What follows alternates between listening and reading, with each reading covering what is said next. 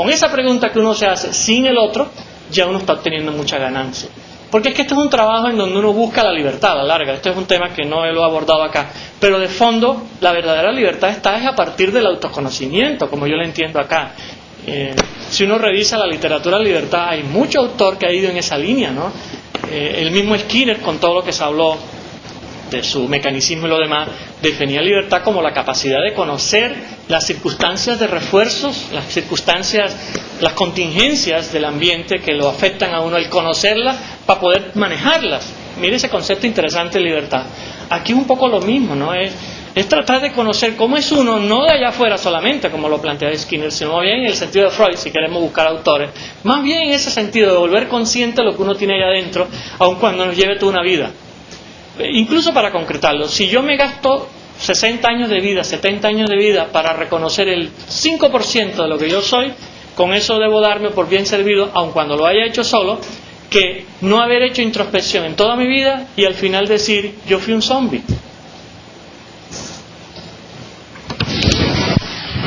¿Alguna otra pregunta?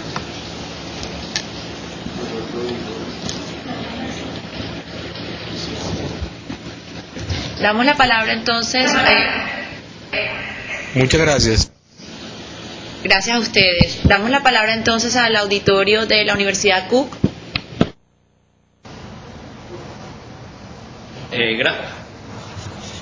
Gracias, doctor. Sí, se oye. ¿Aló? Sí, se oye perfecto. Te estamos escuchando. Ok, gracias, muy gentil. Magnífico el planteamiento del doctor. Tenemos una inquietud, es la siguiente. Con esta vida que tenemos de que uno tiene que sobrevivir, luchar por la supervivencia, no da tiempo para que hagamos ese mirar hacia adentro. ¿Por qué razón? Porque el agite del dinero, de las necesidades y cómo seguir al día siguiente, entonces no le permite a uno eso. ¿Cómo podríamos buscar un ancla para poder empezar ese proceso de mirar hacia adentro? Definitivamente son muy buenas las preguntas. Y no es solo por decirlo, de verdad son buenas preguntas, no es la etiqueta bueno, son buenas preguntas. Son preguntas de fondo realmente lo que están haciendo. O sea, lo que está preguntando de otra manera es ¿cómo un zombie se da cuenta que es zombie? Esa es la pregunta de fondo, ¿no? Porque normalmente, por definición, el zombie no se da cuenta que está muerto. La idea de la metáfora del zombie es interesante, lo que pasa es que no ha habido tiempo acá de desarrollarla. Fíjese que el zombie tiene una obsesividad por los sesos, por lo menos en las películas originales. Eso lo han ido cambiando un poco la historia de los zombies, ahora corren y pueden pensar y lo demás, pero en las películas originales había una obsesividad, había un hambre indescriptible por los sesos, y por eso es que los zombies matan, ¿no?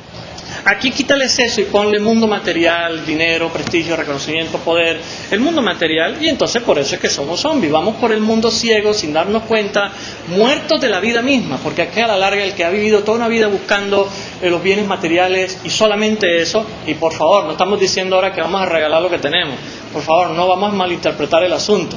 No es en vez de, sino además de.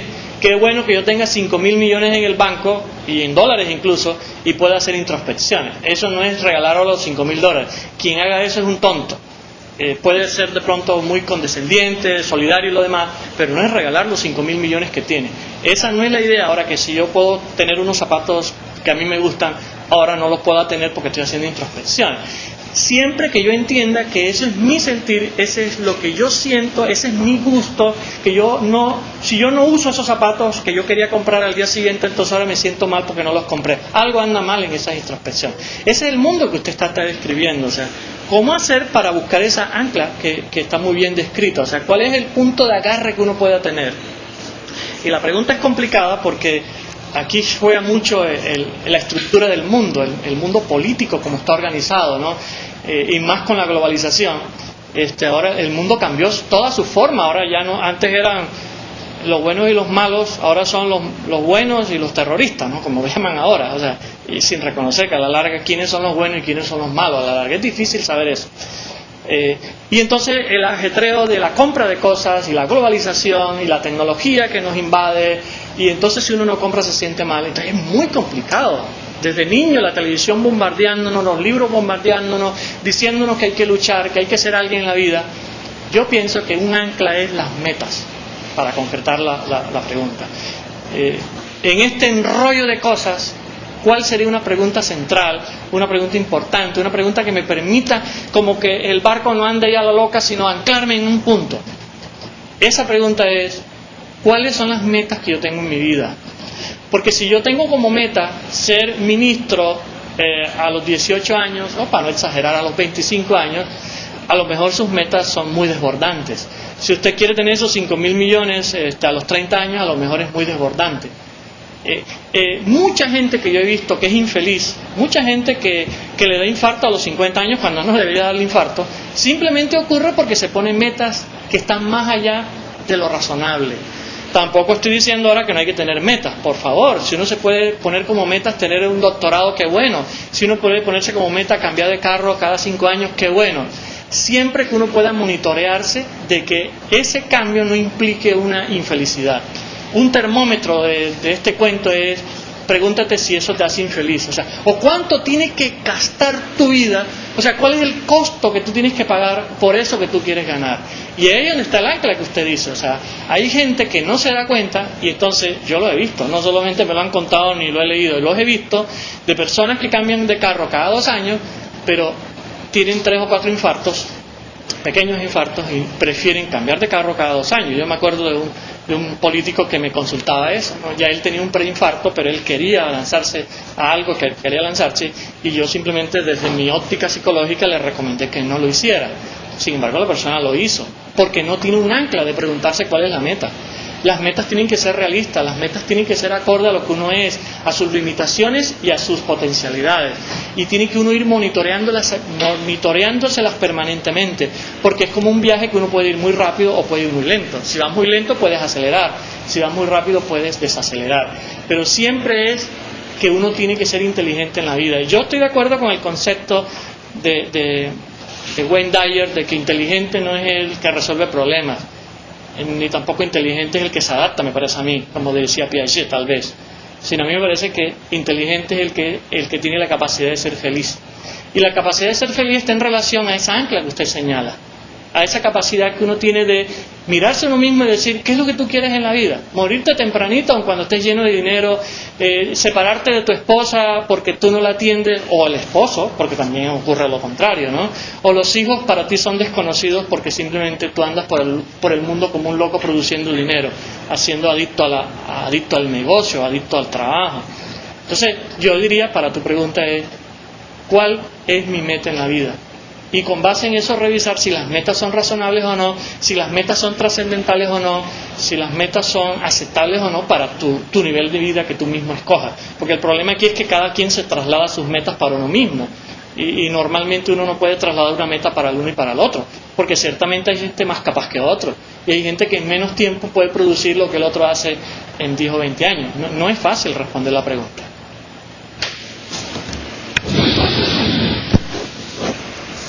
¿Alguna otra pregunta? Sí, hay otra pregunta. Doctor Carlos, me gustaría saber, basado en su experiencia, ¿qué tipo de actividades o estrategias al interior de la academia se pueden implementar para concientizar tanto al personal administrativo como el académico de la importancia que tiene el autoconocimiento? Y la segunda pregunta es, ¿qué tipo de investigaciones existen en este momento que hayan medido el impacto del autoconocimiento de sus docentes para el mejoramiento en la academia? Muy bien. Como es un tema que no necesariamente la gente hace eco, no necesariamente, entonces la academia, que es un reflejo de eso, no necesariamente tampoco le presta atención en su momento. De pronto, en algún caso, la academia prefiere gastar tiempo en muchas asignaturas de capacitación, de cómo hacer mejor las cosas, cómo hacer mejor los puentes, cómo hacer mejor la cirugía, y a la larga eso es capacitación. Aun cuando sea de alta sofisticación, sigue siendo capacitación si el elemento formativo de autoconocimiento, para este caso, que es el que estamos defendiendo, no aparece. Entonces es como un círculo vicioso que alguien tiene que romper. Experiencias que hay, le puedo señalar la de acá, la de nosotros, la Universidad del Norte, que hemos venido trabajando esto, no solamente yo he estado en esto, pero hay otras personas que han estado interesadas, y por allá en el año 94 se hizo un primer trabajo de maestría en educación, una tesis que precisamente lo que mostraba era cómo la introspección es útil para un maestro, porque era una tesis de la maestría en educación, y allí se mostró con los estudiantes y con las personas que trabajaron cómo fue de útil, y que hemos incluso recibido alguna información posterior de cómo ese docente que fue estudiado y que fue formado en eso ha continuado con ese trabajo, y entonces ahí hay una semillita que hemos venido sembrando. El asunto ha venido desarrollándose y ha venido creciendo acá mismo en la universidad, que ahora para este año se abrió una materia dentro de otras que precisamente se llama, como se llama la conferencia de hoy, autoconocimiento y sensibilidad para el pregrado. Es una materia opcional que los alumnos escogen. Entonces ahí creemos que puede haber también un espacio muy pequeño, diríamos, porque esto no es para las grandes masas realmente, porque volvemos a la idea del zombie, ¿no? O sea, si el mundo fuera mucho mejor si no hubiera zombies realmente. Y además los zombies tratan de matar a los que no son zombies, entonces el asunto se complica más. Pero yo diría que ejemplos como estos, en la misma maestría en educación que acá desarrollamos en la Universidad del Norte, hay un curso que se da en primer semestre que se llama ya, en esa maestría se llama el pensar y el sentir, que también presenta una experiencia con los estudiantes. No solamente es la teoría que hemos desarrollado acá, sino que hay una oportunidad de unas 2 o 3 horas donde los alumnos hacen un pequeño ejercicio con las limitaciones que esto implica por el manejo de la confidencialidad de la información, pero que, pues, manejado con alguna experiencia, como ha ocurrido hasta ahora, realmente la gente se va con una idea muy clara y una experiencia muy concreta de lo que esto puede ser. Yo invitaría a que miremos, hablemos, compartamos información, porque hay mucha gente trabajando este tema. Mucha gente es mucho, es decir, hay algunas personas trabajando este tema, pero que tiene para mí un impacto muy importante, porque para mí esto es la real formación, o sea, la real educación está allí. O sea, ¿qué hacemos con gente que tiene un PhD en un cierta área de física, química, lo que sea, pero es un profesor grosero, deshonesto, una persona que no se relaciona bien con sus alumnos, una persona que es mal geniado, violento en la casa, en fin? Entonces, yo preferiría a lo mejor a alguien que no tenga un PhD en esa área, pero que me enseñe a mí a pensar, que me enseñe a mí a conducirme, a ser líder, cómo buscar la información en la biblioteca. Eso es lo que yo creo que es la verdadera formación. Tal vez en otro momento podríamos hablar de eso, de qué es realmente educar, ¿no? Y que eso no solamente se circunscribe al sistema escolar, como equivocadamente lo vemos. Es que todo el mundo le echa culpa al otro, ¿no? Y nadie lo hace. Que la formación es la formación del ser humano, de lo que nosotros somos en nuestro pensar y en nuestro sentir. ¿Alguna otra pregunta? No hay otra pregunta, muchas gracias, muy amable. Una pregunta de la Universidad Simón Bolívar. Sí, adelante.